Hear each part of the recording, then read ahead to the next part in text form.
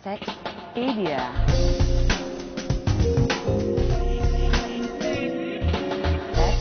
Sekspedia.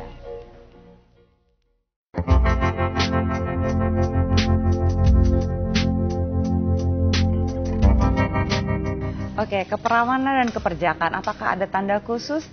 Ya, sayangnya untuk keperjakaan tidak ada gitu ya. Tapi kalau untuk keperawanan masih ada tanda khusus, yaitu pada himen atau selaput darah.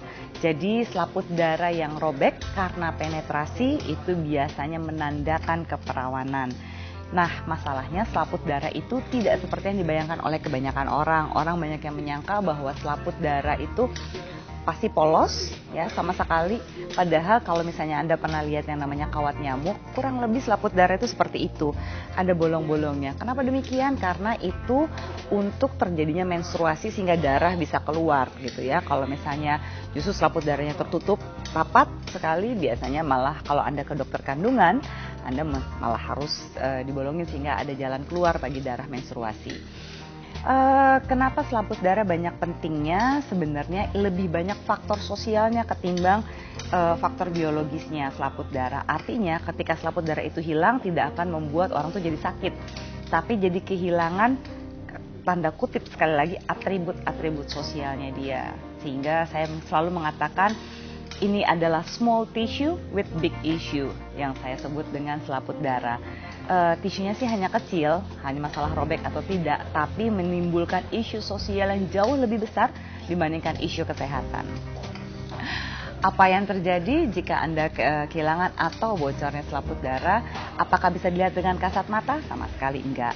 Jadi kalau banyak orang yang mengatakan, oh dari cara jalannya orang ini terlihat seperti dia sudah tidak perawan lagi, atau laki-laki yang demikian gitu menandakan bahwa dia sudah tidak perjaka lagi. Tidak ada yang bisa mengetahui. Kalau buat saya sekali lagi batasan keperawanan, keperjakaan itu terjadi atas 3 hal. 1, ketika Anda sudah melakukan hubungan seksual di mana ada penetrasi penis ke dalam vagina. 2, apalagi bukan hanya masalah kontak seksual antara kelamin saja, tapi juga ketika Anda melakukan oral seks termasuk juga anal seks. Ada berapa banyak kalau ada yang mau mengaku bahwa untuk menjaga keperawanan dan keperjakaan justru tidak melakukan penetrasi penis vagina, tapi Anda melakukan oral seks ataupun anal seks. Jadi saya katakan kalau mau perawan, jangan hanya vaginanya atau penisnya saja. Jangan hanya kelaminnya. Kalau mau perawan dan perjaka, tangannya, mulutnya juga harus kompak dong. Nggak bisa seperti itu. Jadi kalau zaman sekarang orang bilang nggak apa-apa deh, tetap perawan dan perjaka, tapi tetap melakukan oral seks, sebenarnya konteksnya Anda juga sudah terhitung tidak perawan dan tidak perjaka lagi.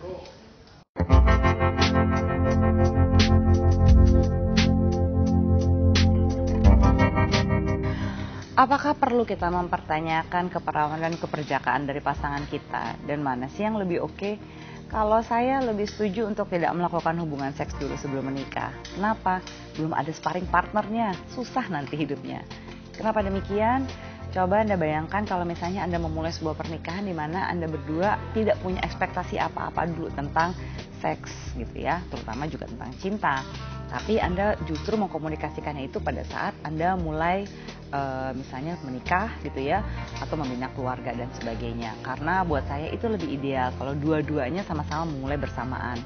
Tapi pasti banyak suara miring nih yang bilang, ya zaman sekarang bukannya susah ya nyari yang masih perjaka dan masih perawan.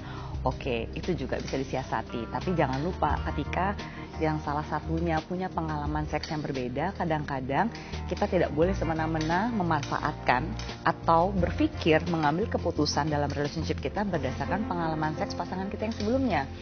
Kadang-kadang pengalaman itu bisa berpengaruh atau tidak selama kita belajar dari pengalaman-pengalaman yang sebelumnya untuk relationship yang sekarang. Jadi apakah perlu harus perawan ataupun perjaka? Kalau Anda, dalam pikiran Anda ketika Anda membina hubungan yang mulai serius atau bahkan sampai Anda akan menjalin rumah tangga, Anda kepikiran seperti ini, usul saya jangan bertanya. Gak usah tanya sama pasangan, nanti malah akan membangkitkan kisah-kisah sedih atau enggak. Apa sih gunanya untuk mempertanyakan sudah pernah melakukan hubungan seks apa belum sebelumnya? Idealnya kalau Anda justru ingin membina hubungan ke depan daripada bertanya apakah masih perawan atau perjaka, lebih penting untuk Anda bertanya kira-kira Apakah dia sudah belajar dari kesalahan-kesalahan masa lalunya dalam relationship yang sebelumnya? Apakah bentuk dari relationship yang ideal buat dirinya?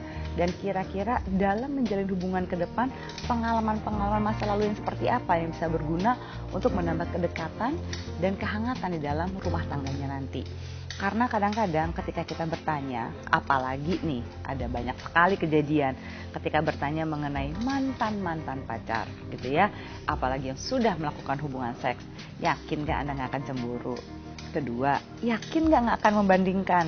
Kadang-kadang membandingkan itu bisa mempengaruhi hubungan sampai jadi berantem, padahal kejadiannya udah terjadi di masa lalu yang kita juga gak bisa perbaiki sekarang. Jadi buat apa? Lebih baik kita melihat bagaimana belajar dari masa lalu, memutuskan keputusan-keputusan pada masa sekarang sehingga masa depan lebih oke daripada bertanya, kamu masih perawan atau perjaka? Gak fair.